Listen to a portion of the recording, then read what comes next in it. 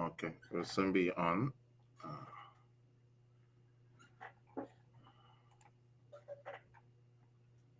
okay, I think we're in. So, viewers, you're welcome to More Sports once again. More Sports Live.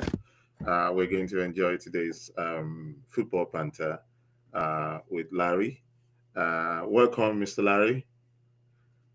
Thank you very much, Jesse. So, It's nice having you. let's get straight to the point.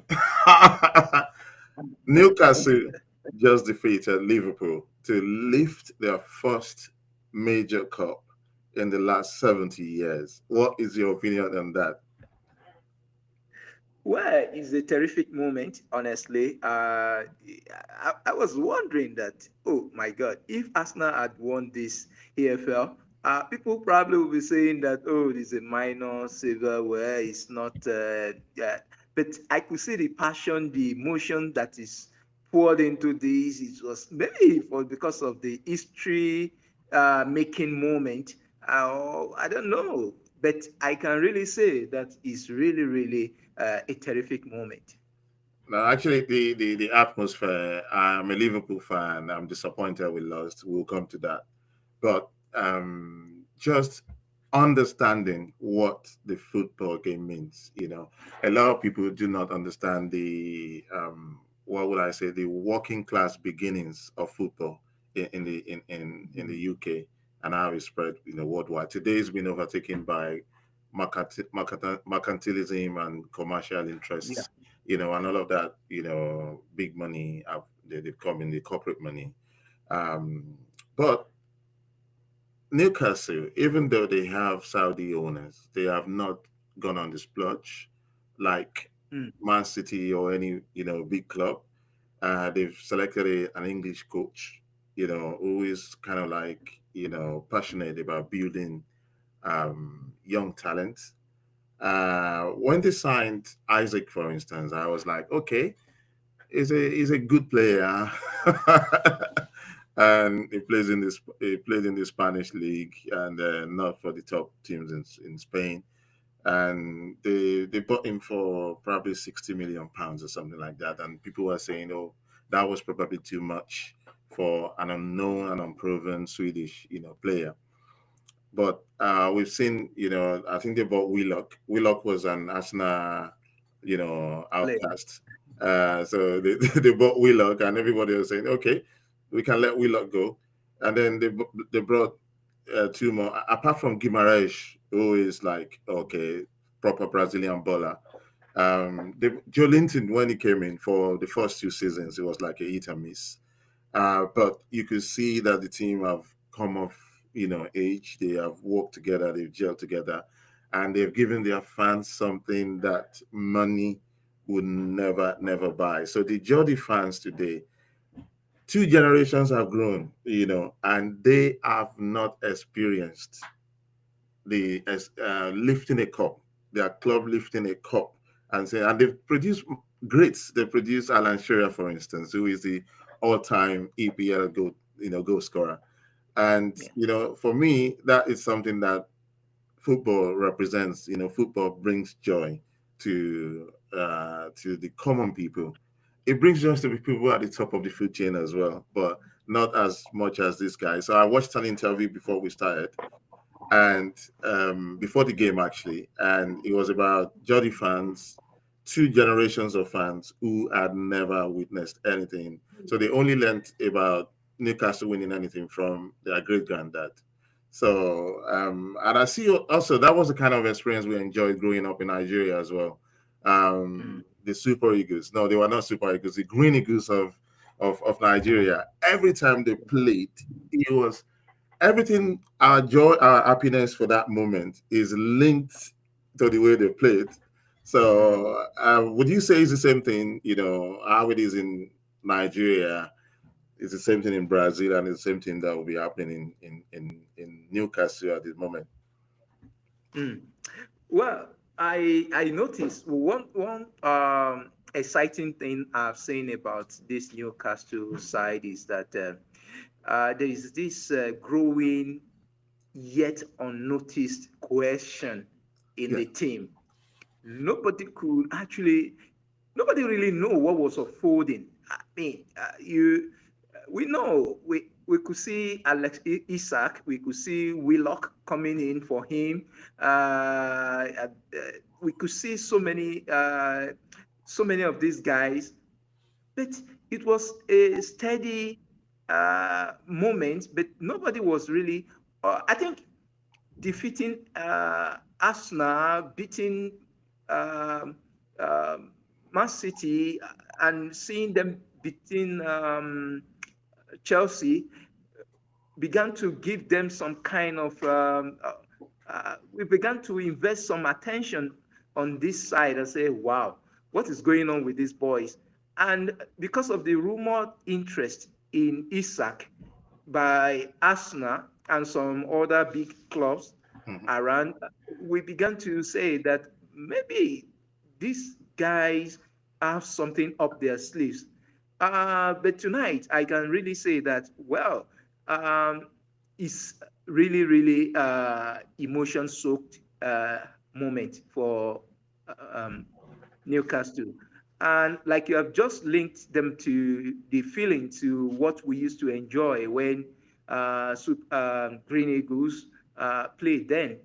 I can tell you that there is something about football that has not really been well researched. The kind of the psychology of winning and the agony of defeat is something that it takes toll on you, probably for a couple of hours, probably for a couple of days.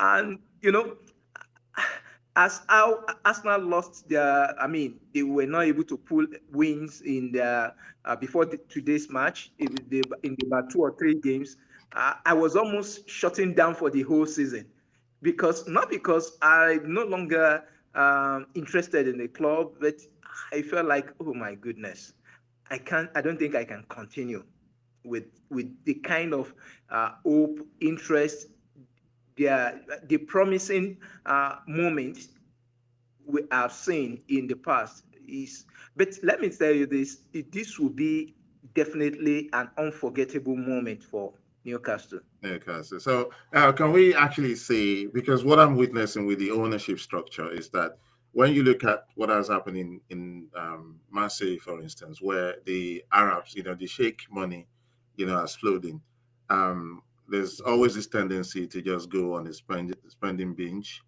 spend a lot of money, bring in massive, amounts of players, and all that, you know, game. But what we have noticed with the Saudi owners of Newcastle is that they've pretty much stuck to a different kind of script. They don't want they want an English coach.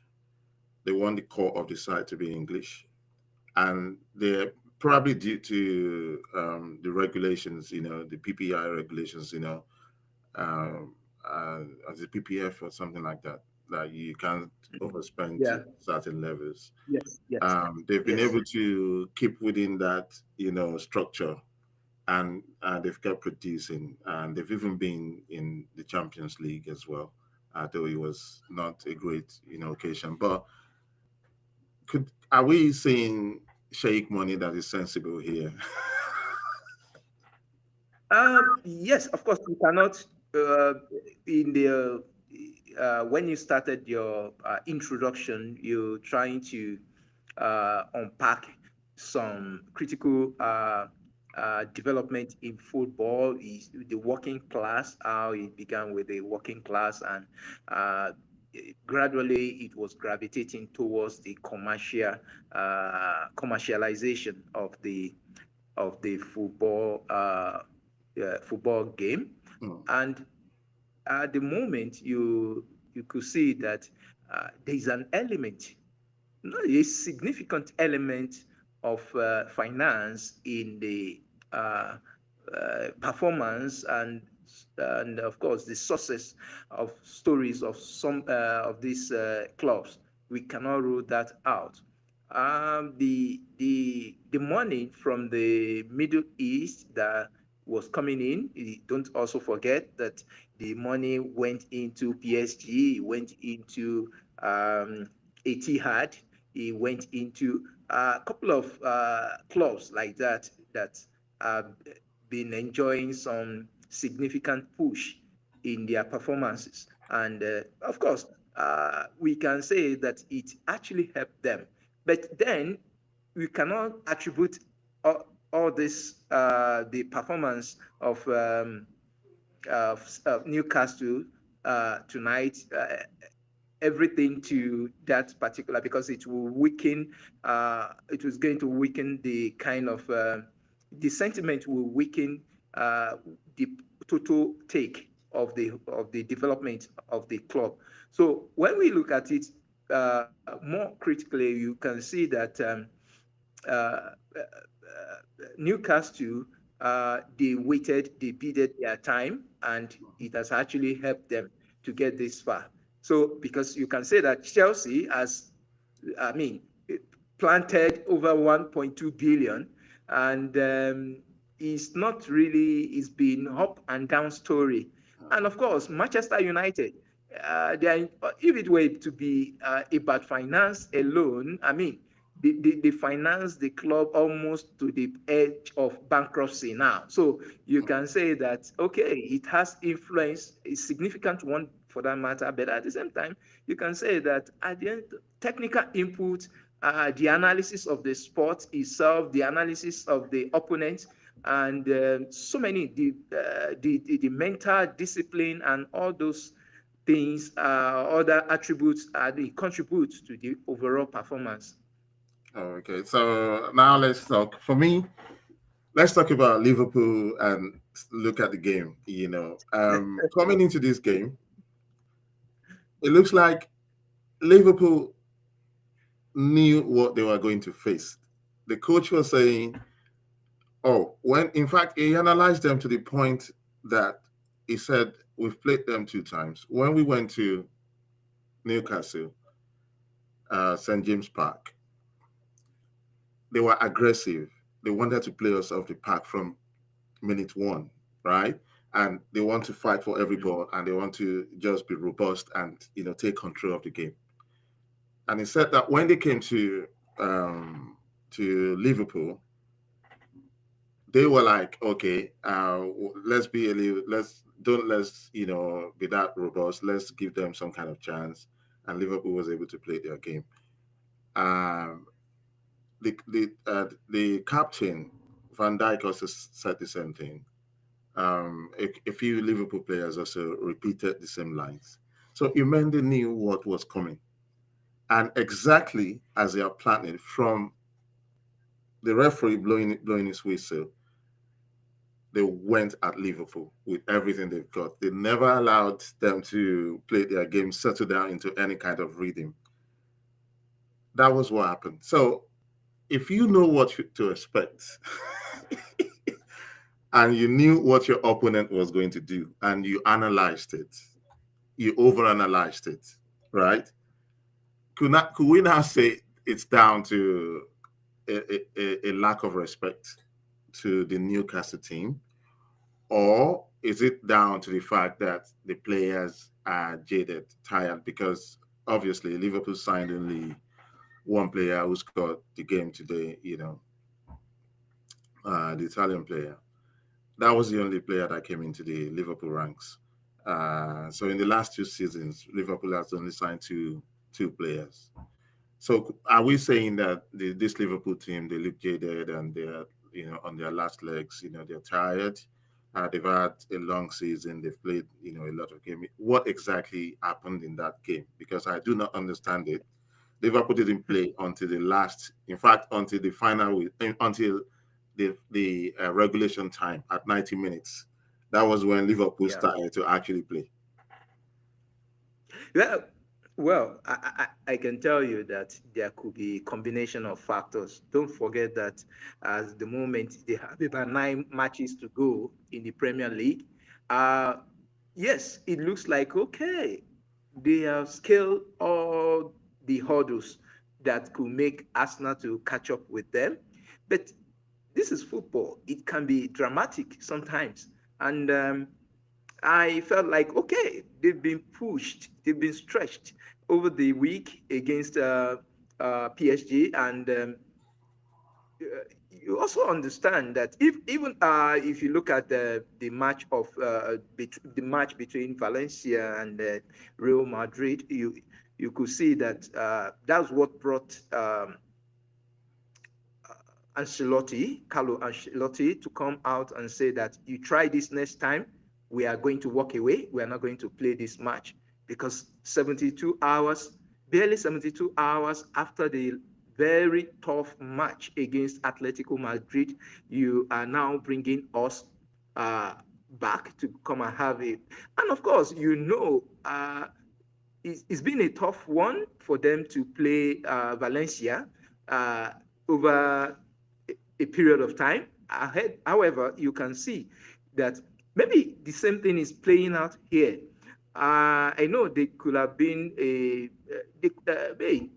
so much might be fading out with the Liverpool side. Of course, you know that is going to there is expected that there will be a decline at some point.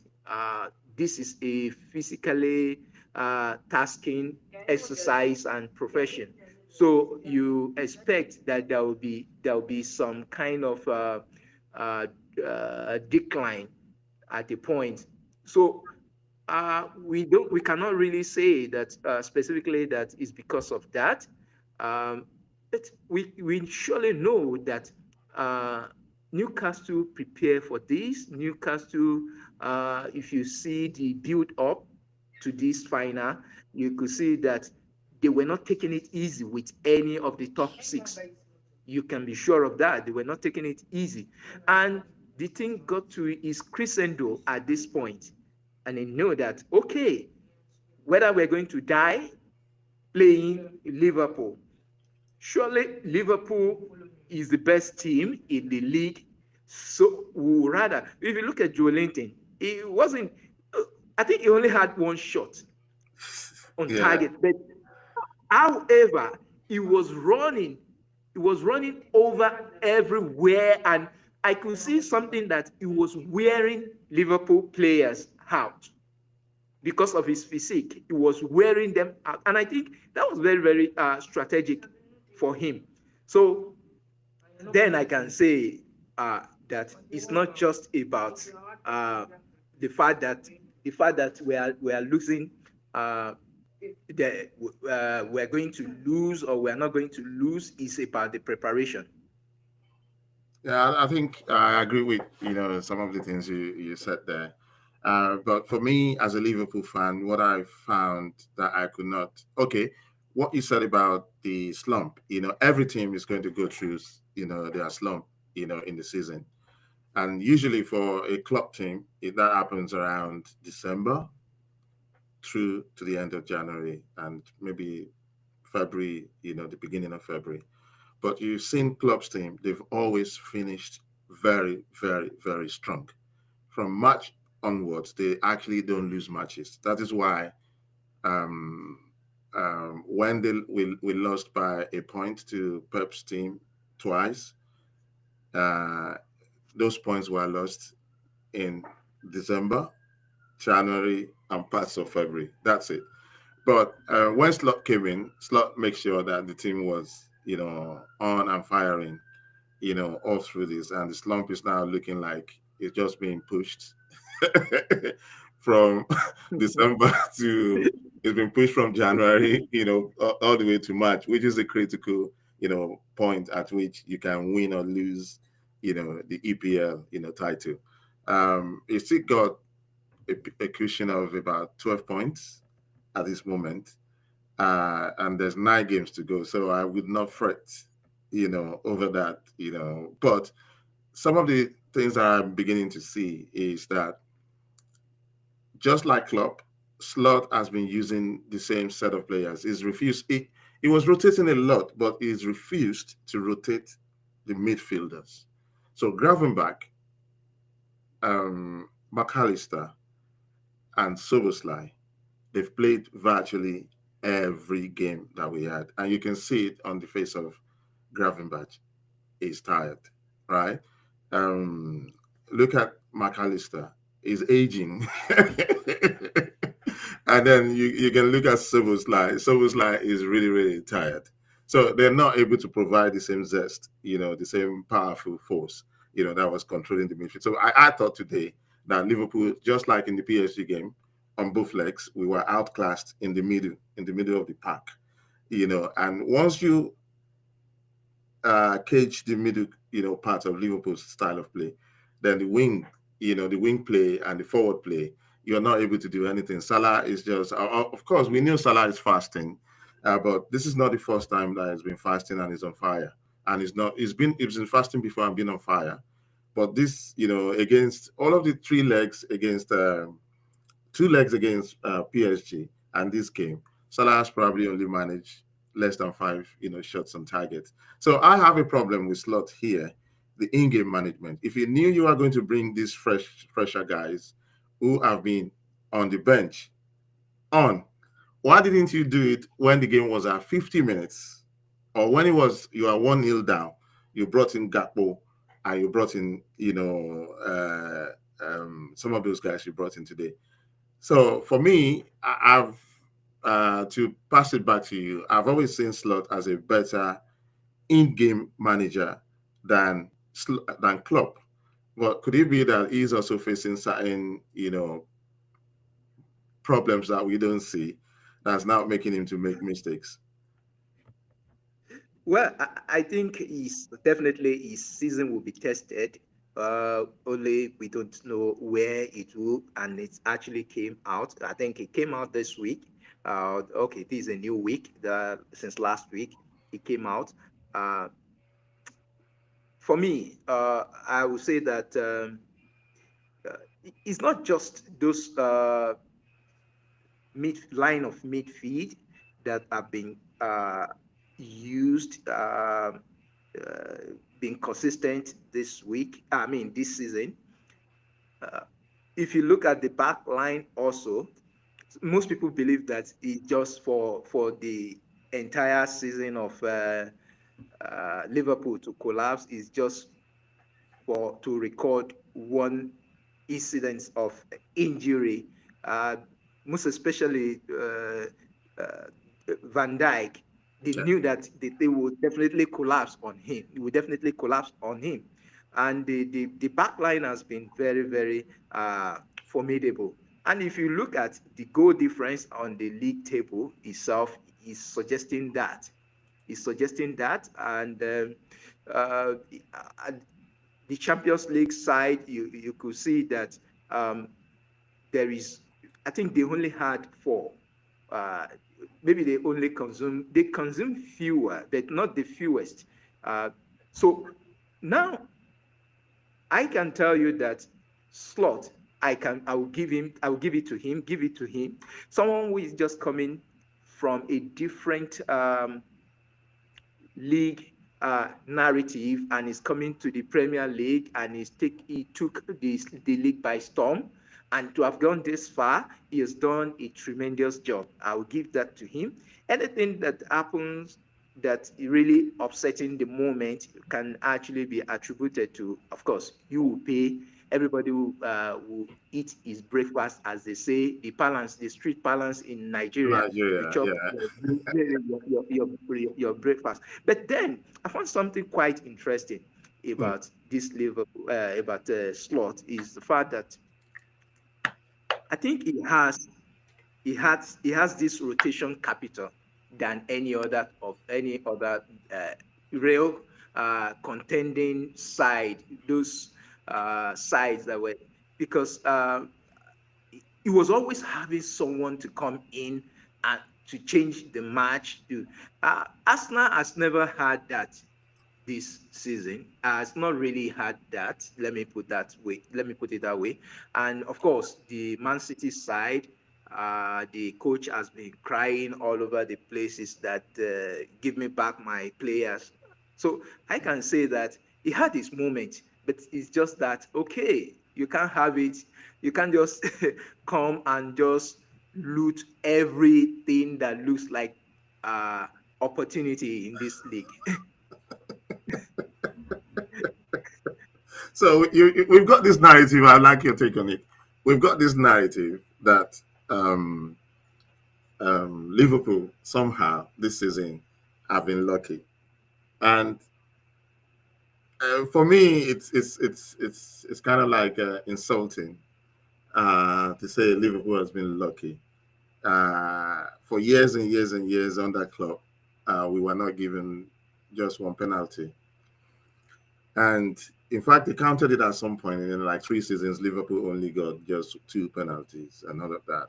And this season, because we got seven, and people have been saying, "Oh, it's luck." And every time we wanted to play Arsenal, for instance, most Arsenal fans like you are will say, "Oh, it was luck that Saka, the star boy, had injury. When we wanted to play, Isak was not supposed to play today. If we listen to to the street, gossip, he was supposed to be injured, and suddenly he played and scored. But I, for one, as a Liverpool fan, I don't understand, that narrative. Of course, I understand the banter. We almost find something about the other team Yes. that we need to latch onto. But we Yeah. knew concerning Saka that, or Arsenal as a whole, that recruitment has a lot to do with them not winning. In fact, I, as a Liverpool fan, we were expecting that it would take Slot 2 seasons to actually, build his own team and challenge.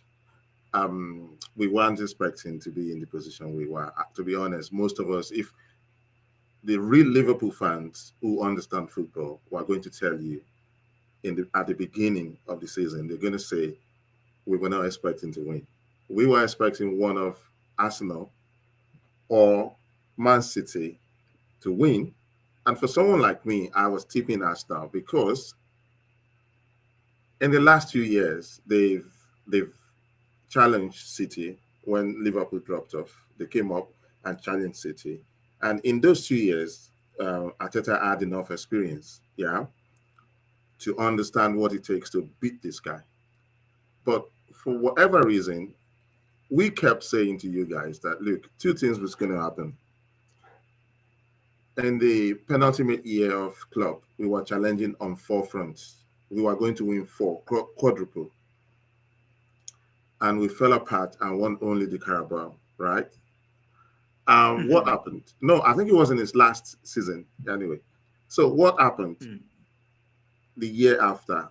I think it was pandemic. The year after, the Liverpool fans just went off, and the Liverpool players, they felt disappointed, and that disappointment carried over into that season. And so it took us kind of like scrambling to get into the Champions League spot. So we want Arsenal fans that look, you know what?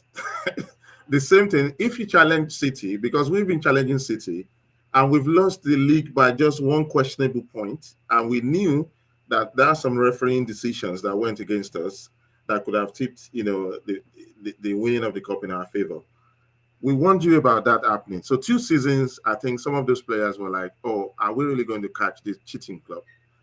Two was that when you look at Saka, fortunately or unfortunately, no matter what you say, has come to become the talisman, for the Arsenal team. Every time he plays, Arsenal is free scoring. In fact, Arsenal was known to score late goals.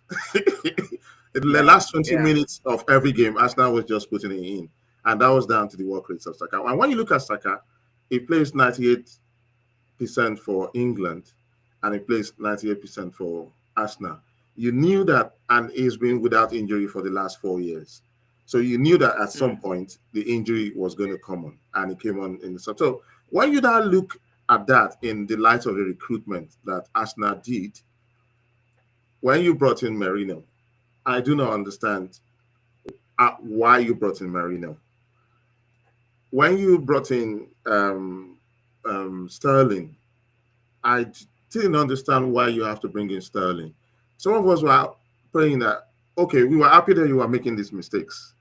We felt that if you get Osimhen, for instance, instead of this of Sterling, you could have covered the loan, fee, and you in fact you'll be like 7 points lead at this point of the league. So if you look at it from that point of view, we can say that recruitment, which is um, part of the fault of Arteta, yeah, has let Arsenal down.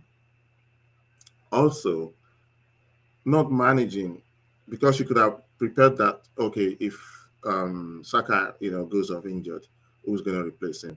So that narrative about luck, I don't know where it came from. You're an Arsenal fan. Maybe you need to, in the light of everything I've said, you need to explain that to me. Okay. Yes, I understand because what we call banter can be wild sometimes, and you could see everybody coming out and just wanted to say one thing or the other. It's just like we are running a diagnostics uh, or, of what how your season has gone or has been going. However, let's look at it from this point. Um, Arteta is not the only harm of the management. It's just the most visible harm of the management.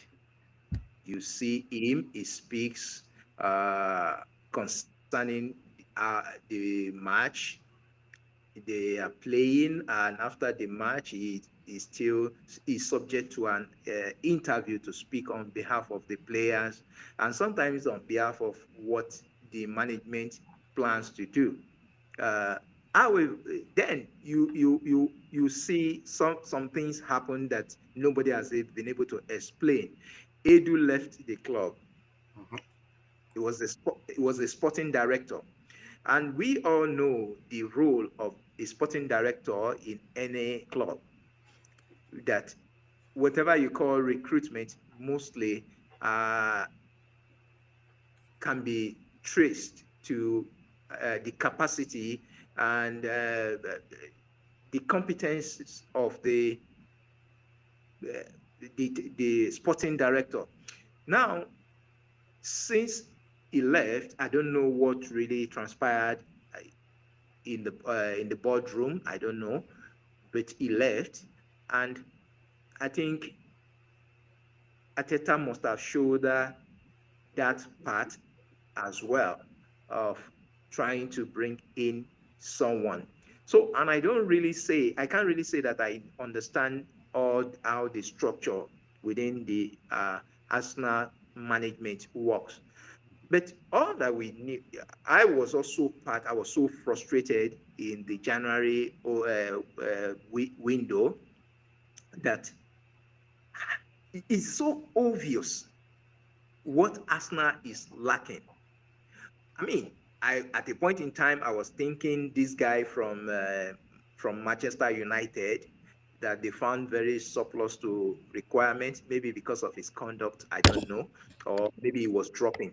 So the I was thinking that instead of this guy going to Aston Villa, you Rashford. could just Rashford, Yeah. Marcus, you could just have a kind of a makeshift arrangement with Manchester United. The guy is there now. He has moved to another level of the Champions League, something that looks like a dream to Manchester itself. Now they are back. They are stuck in their 15th position. They are stuck in their 15th position, and it's been part of the story, part of the element that has shaped um, that have shaped the front line of Aston Villa. Then you might want to look at it that what is going on in Liverpool compared to what is going on in Arsenal. When we look at it, the injury profile of Liverpool this season has been so much more favorable. It's been but that does not rob them of the fact that they are put up a very, very outstanding performance. And they have a lot of experienced players also. But that is not nobody to you can't blame anybody for that. Everybody had this opportunity to actually field the best experience and all those kind of players that can actually push your season. Yeah. But as much as I can say here is that uh, Liverpool side, Liverpool side, they are even the biggest rivals that they will have faced this season.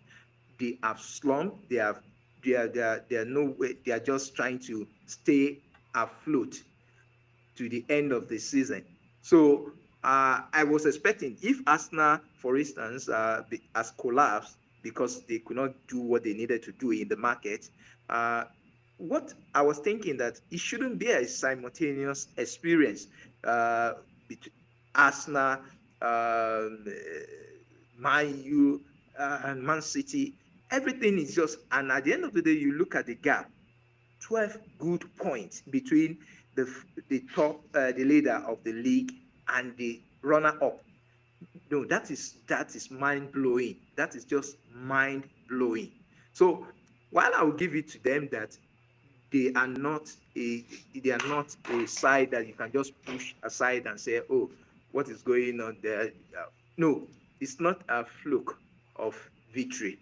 Okay, It is actually to get at you right there, because you just made the most important point of today's league position. So um, now I have scoured the social media sites, and as usual, quite a lot of Arsenal fans are saying, "Okay, Liverpool has lost out in the Champions League.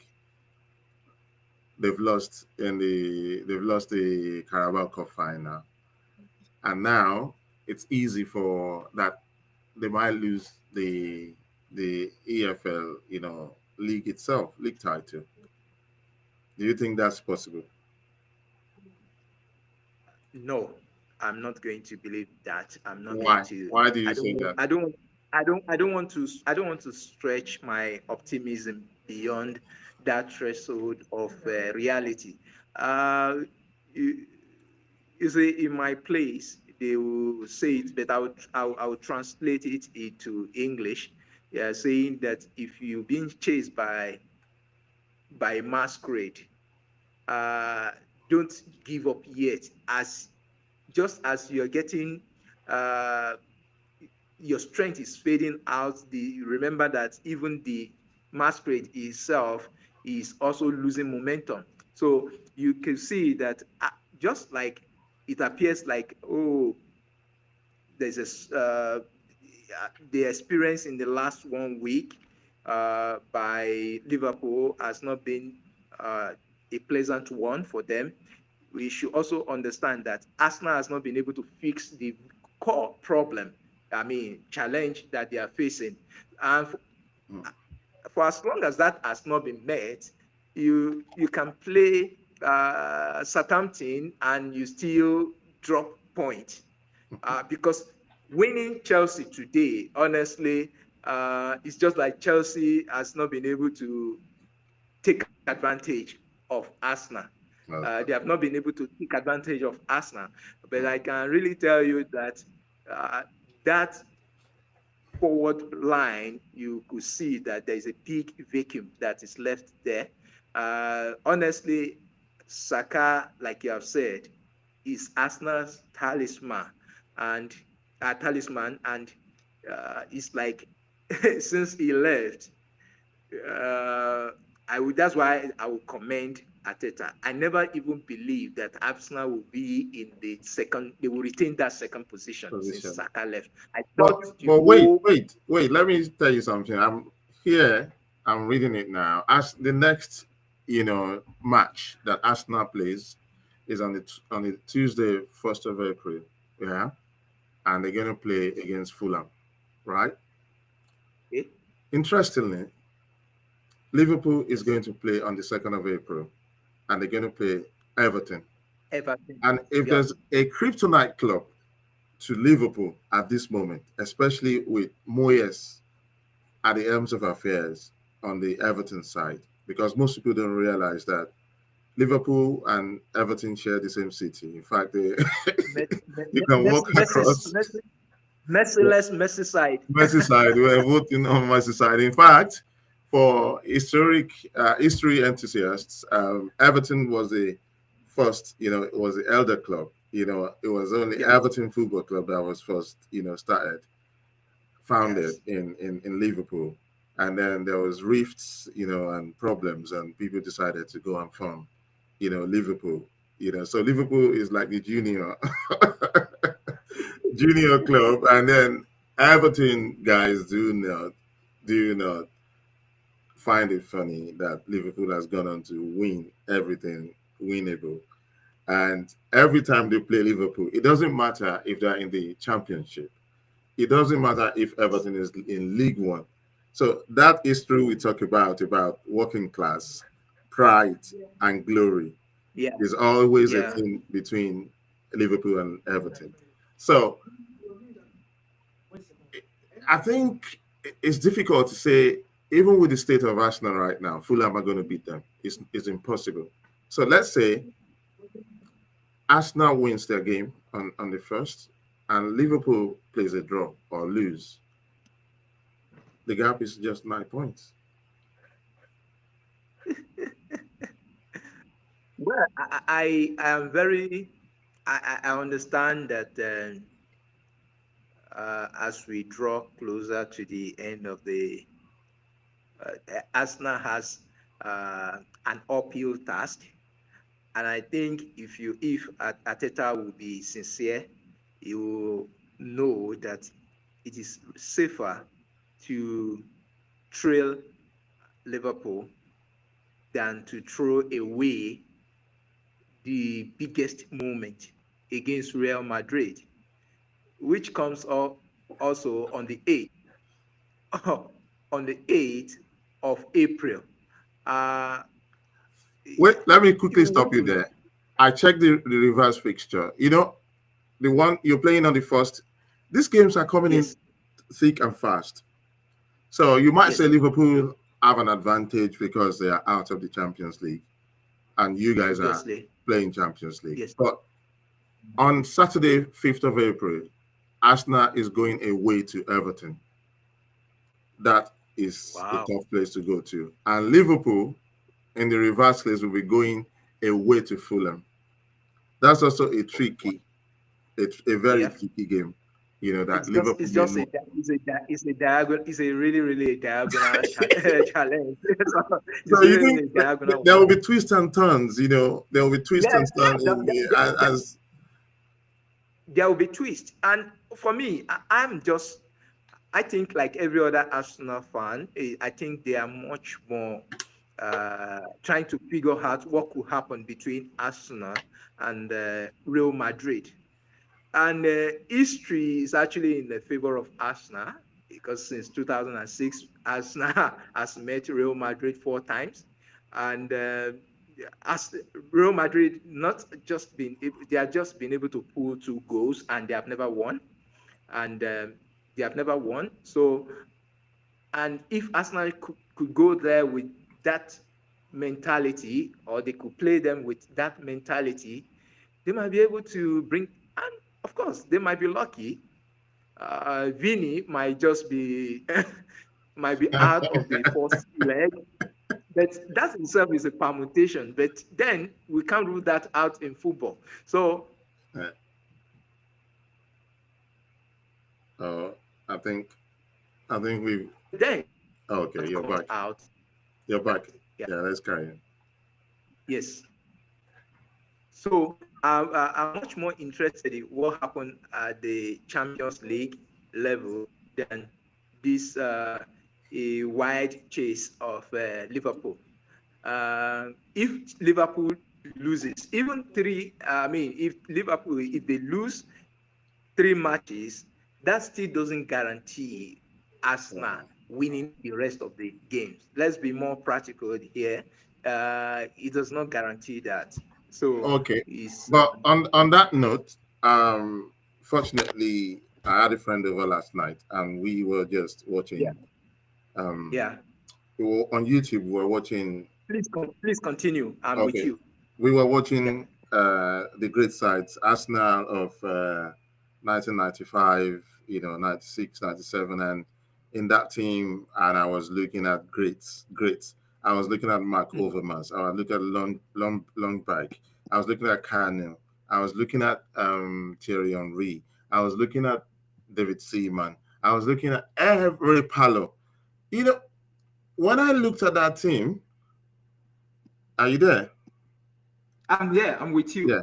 When I Please go looked at ahead. that I'm with you. team, I was there was I was just, wondering what happened to the great Arsenal side. Because you could see physicality, you could see technicality, you could see game plan, you could see in-game management by Wenger. You could see guys who are there was Vera as well. Yeah. I mean, Mm. guys who can go toe to toe with any team in Europe.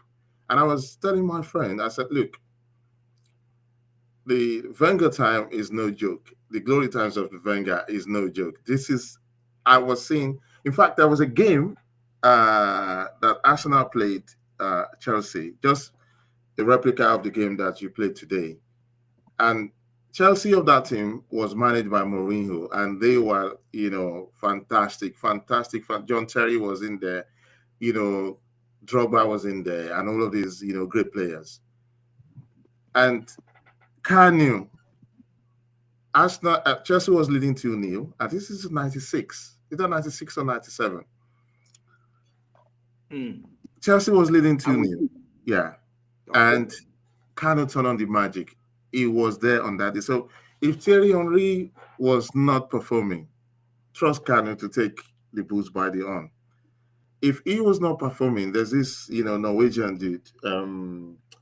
It's not long back. It's and then you got all of these, fantastic wingers. I saw Wiltord. I said, oh, Freddie Wiltord. Lundberg. Freddie Lundback. I saw Freddie You, Lundback. I saw, all of these guys. That team actually should have won the Champions League. I don't know. I knew, for instance, that I watched the 1996 final and I saw the goal. And I thought that Samuel Eto'o's Barcelona equalizer, yeah, yeah. was an offside. If we Wow. had if we had VAR, yeah, then there will not be extra time. Yeah. Yes.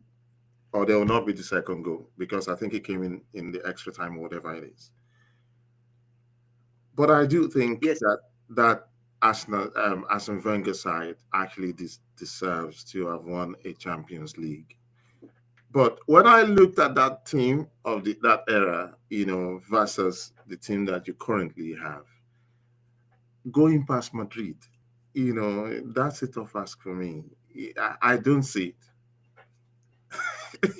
Wow. Over two Wow. legs, I Wow. don't see it. You see, there seems to be a pattern here. I don't want to say a culture, but it seems to be a pattern. It might be a kind of it's very difficult to say that this pattern is rooted in any kind of uh, grit or kind of mentality you might want to.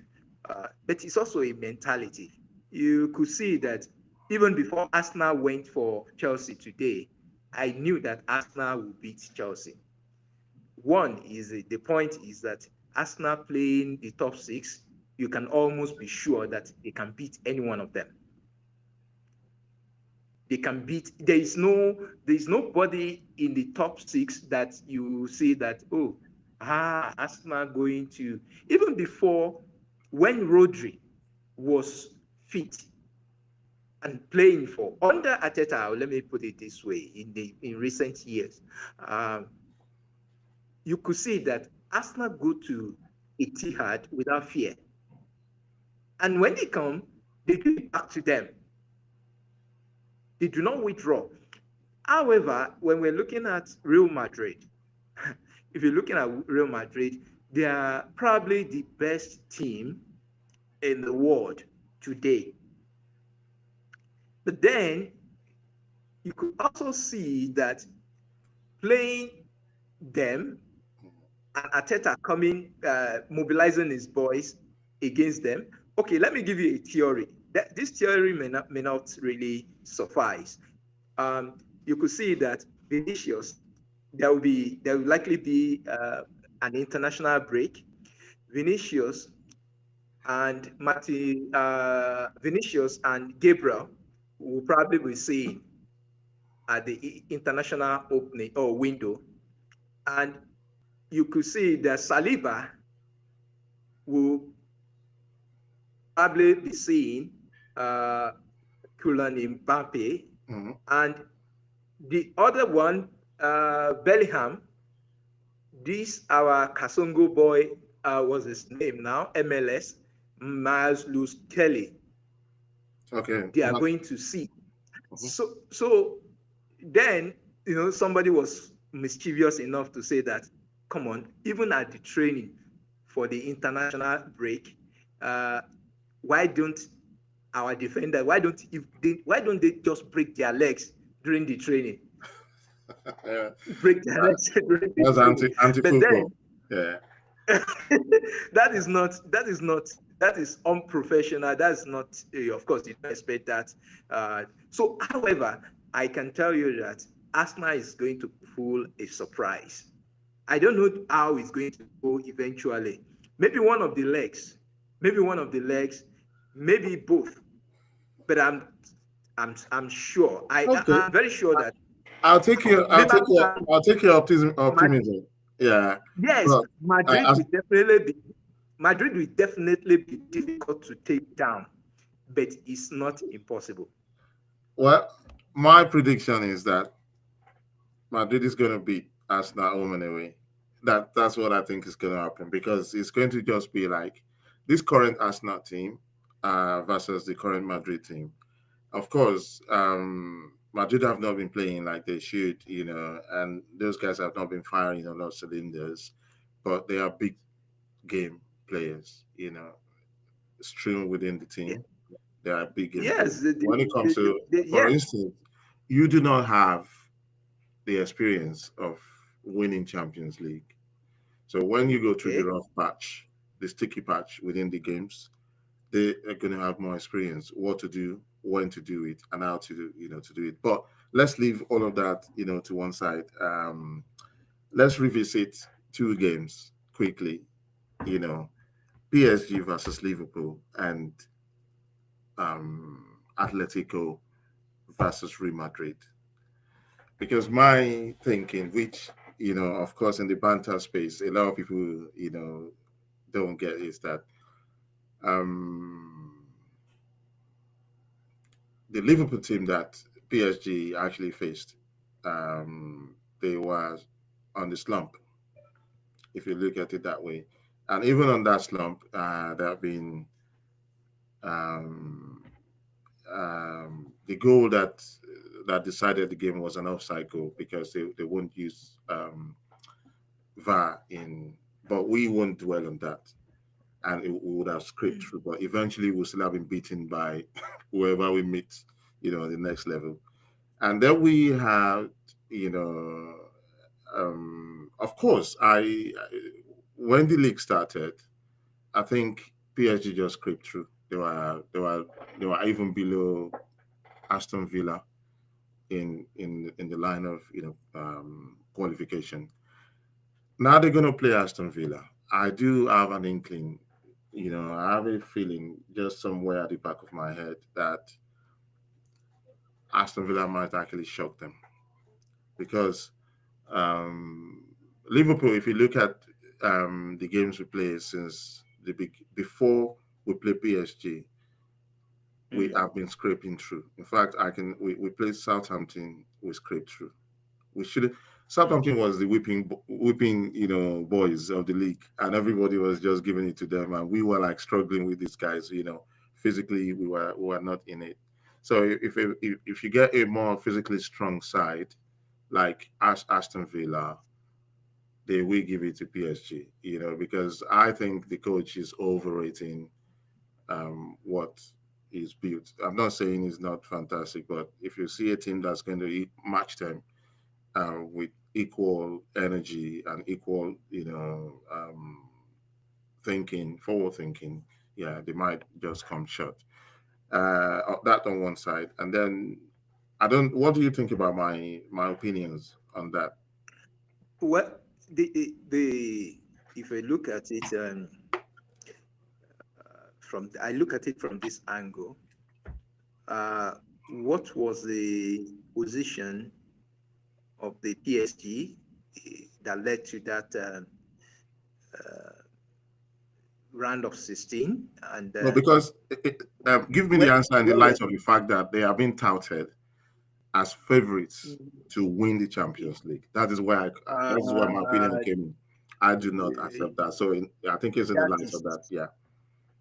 that is way lot of burden for them, and I don't really think they can really, uh, yeah, they can really carry that burden.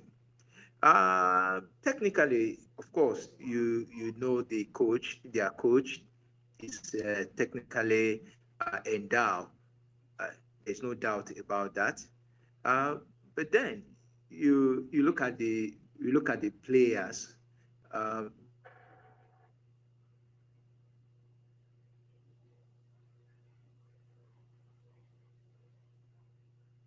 Okay. Are you there?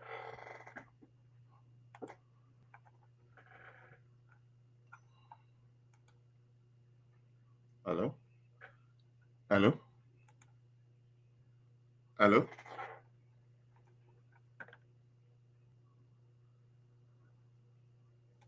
Hello? Hello? It looks like Larry is having some connection, problems. So we'll just have 3 minutes, to conclude this session anyway. So I do hope that let me see the comments that we've got. I think we've got a comment here from Abimbola Olanrewaju Ajayi, and he's saying that if Arsenal have a natural centre forward, they can win the EPL, next season.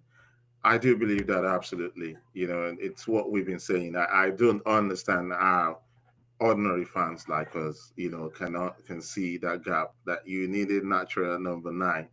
Even Pep, who is like the role model for Arteta, got Haaland 2 years ago or 2 seasons ago. He felt that he needed firepower up front. He felt that he needed it, and there it is. It happened, and they won the treble. Yeah, they won the treble. Though the old team is on a slump now, and they're having to rebuild. But yeah, it was obvious. It was obvious. For me personally, I thought that if Arsenal got Victor Osimhen, they will be 7 points ahead on the league table. Because if you look at that team, it's tight, and they might not have the same injury to Saka trying to do too much. If you got in number nine there, you've got Odegaard, you've got all of these wing backs. You got Timber on this side, and you got so many creative players. You've got Trossard as well, who can find you. They can go around around the defense, go around the defensive pillars and find the right players in the middle. Knock it in. There are quite a lot of games that Arsenal have lost 2-1 or 1-0 and all that they could have turned around, and they've got a lot of draws as well that they could have won with that. So I do agree with you, Abimbola Lanrewaji Ajayi. Definitely, definitely. Um, if they are the natural center, but right now they also have to compete with teams that are rebuilding, like Man City is rebuilding as well. They're getting their mojo back. So you cannot underrate what Pep is determined to do, especially if he's able to get over this 115, charges against the club. They're investing. They bought Mamouche. They bought a couple of players. They spent £200 million in the last transfer window, which is January transfer window. And we're coming to the best and the biggest transfer window, which is which is the summer transfer window. So you could also say the same of Liverpool, that okay, Slot has been working um, with Klopp's team, and at some point he has to find his own levels. He has to understand that he will buy players, and Liverpool have not really, splashed the cash in the last 2 seasons. They've only brought in 2 players, so they're going to let some of these players go. Personally, I think that Luis Diaz and Diego Jota, yeah, they've done the very best they could for Liverpool, cashing on them, take the money, and then go for younger, faster, and more direct players. So, um, uh, Larry is back with us, but I will just ask him one last question because our time is, fast spent now. Um, is the I just answered the question just when you while you were out. There was one viewer who sent us a question about if Arsenal. No, it's not a question actually. It's a comment.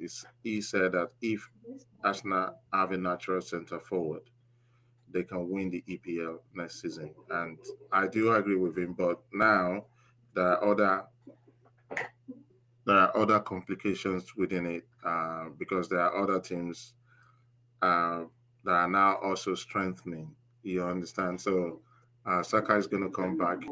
That is going to come back, and we're going to see that. But anyway, that's it. Let's take this final thing about Atletico and Real Madrid. I thought that what's the name of the Atletico coach? Um, Diego Simeone. Diego Simeone looks Diego, to yeah. me, yeah, like an hypocrite because he watched the first game between PSG and Liverpool in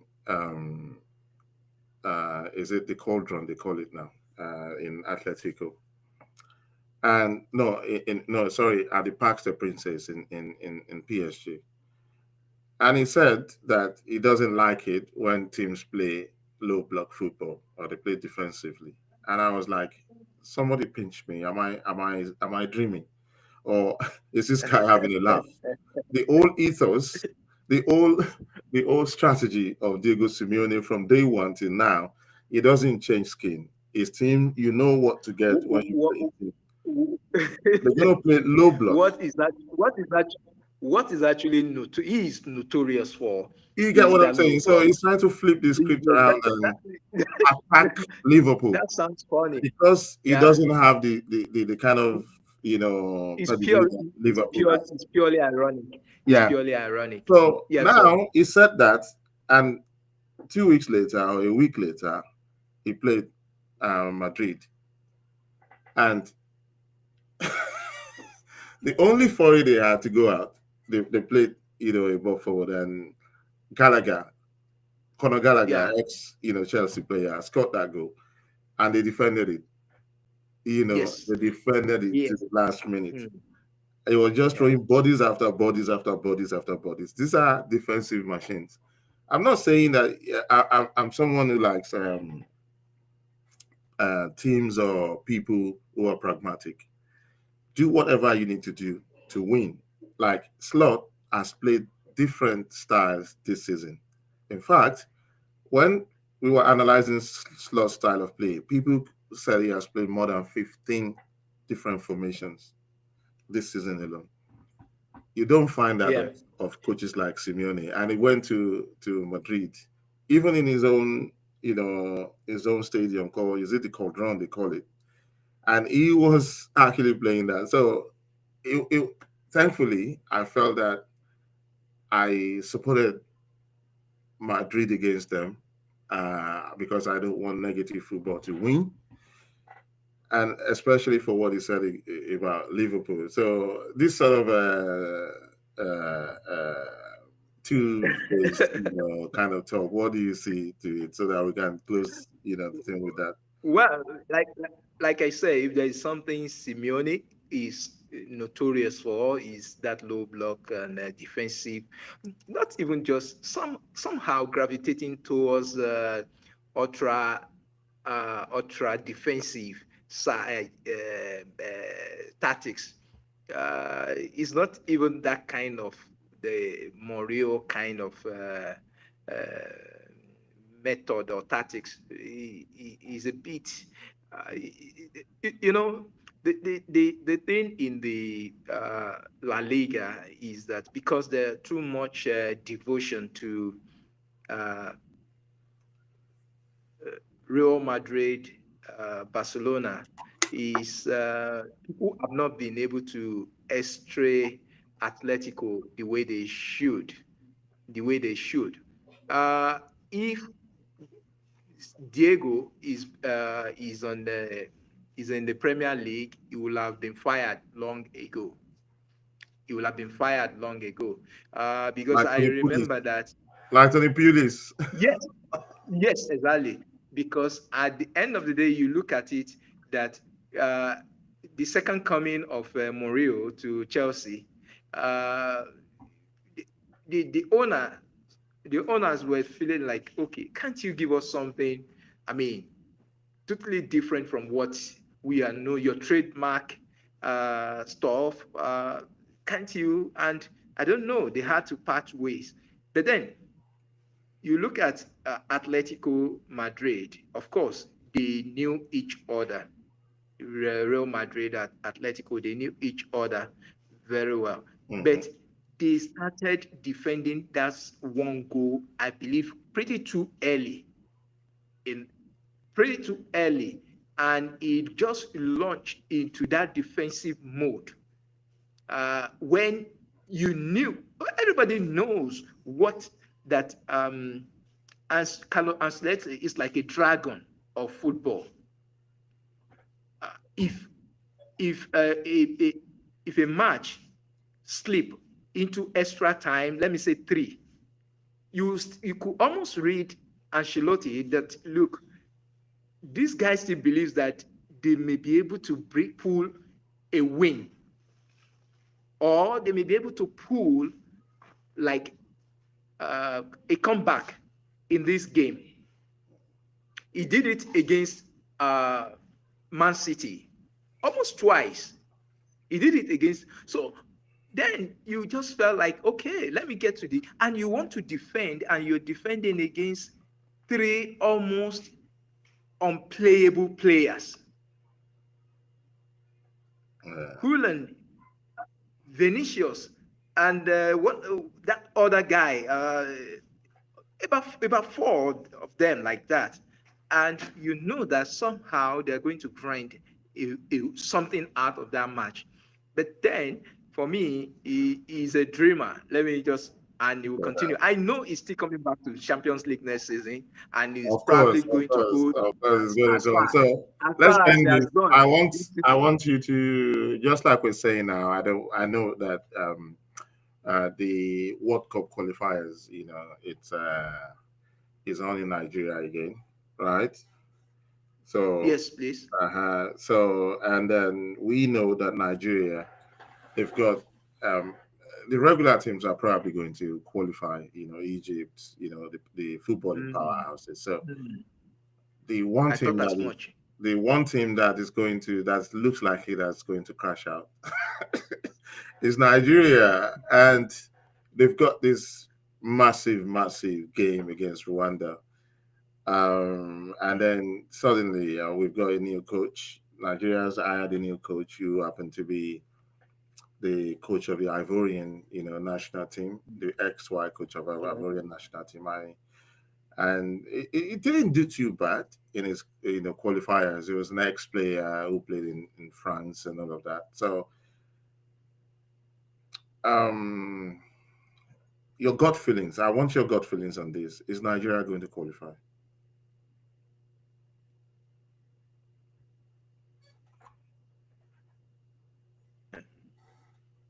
Will come out. But let me say, this is belief. Really, his belief is totally different from uh, reality now. Nigeria has all it takes to, in terms of what some people might call manpower players, um, and the technical depth of the coach. If you ask me, has not really been something that is way different from some of the coaches we have coaching experiences we've had in the past. So, um, but with what we are seeing now, I might be forced to bring in some politics into this because Rwanda, maybe M23 factor might play might come in. I don't know.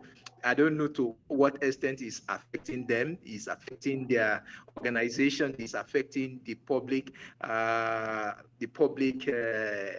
expectations, the public yeah, opinion of them. I don't know how this can actually get into all their preparations, but the the truth is that Nigeria has a lot to play for, the pride, the history, and for me, most of these players they need to live up to the bidding, up to those hype.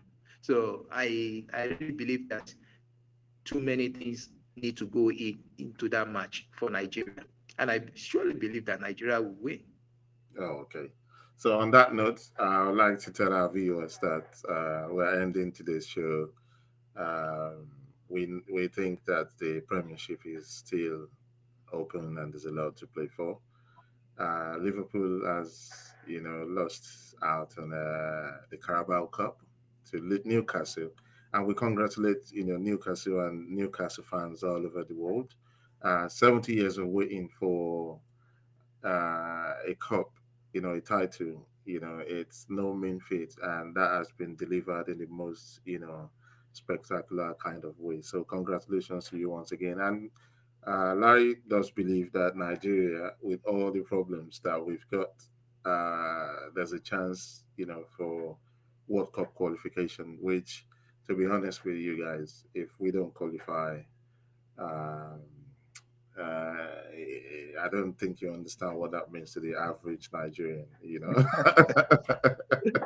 So we do wish Aru and these brothers, all the best as well. So till we come to your screen, next time, we want you to subscribe to More Sports channel so that you can see us when we go live. You can get notifications. So if you go on our Facebook, we have more spots on that. We are on YouTube as well. We have our website as more spots as well. So once you connect with us, sign into our, click like, on our YouTube page and subscribe as well. So you can get, we will bringing you more exciting, content, so we're planning so much, to give you so much more. So till the next time we meet again, enjoy the rest of your day. Yeah. Cheers. Bye.